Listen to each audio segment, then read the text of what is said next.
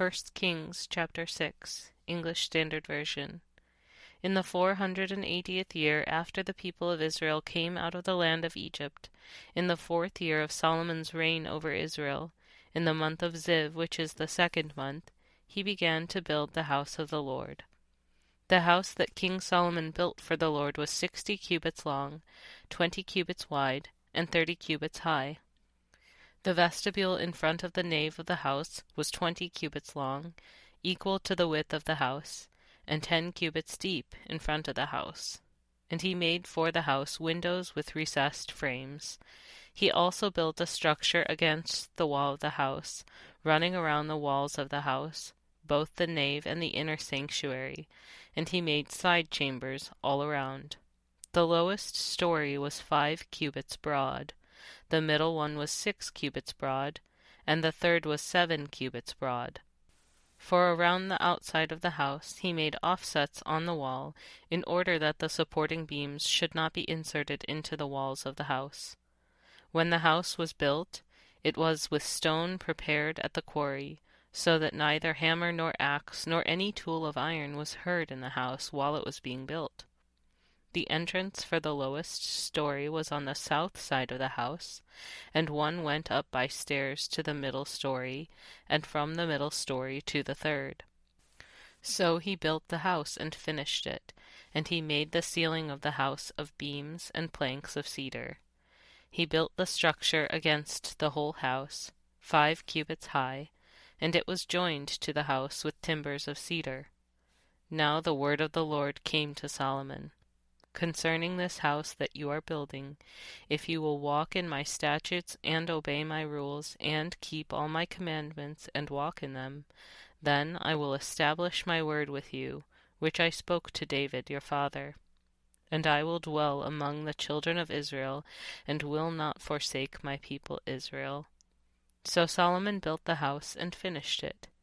He lined the walls of the house on the inside with boards of cedar.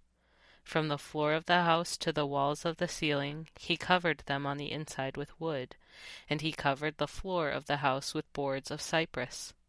He built 20 cubits of the rear of the house with boards of cedar from the floor to the walls, and he built this within as an inner sanctuary, as the most holy place.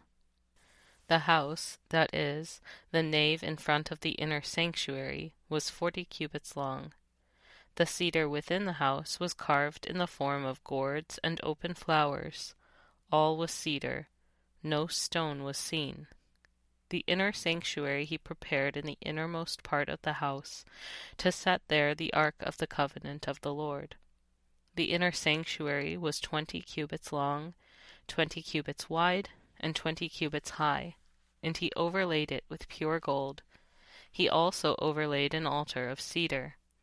And Solomon overlaid the inside of the house with pure gold, and he drew chains of gold across, in front of the inner sanctuary, and overlaid it with gold.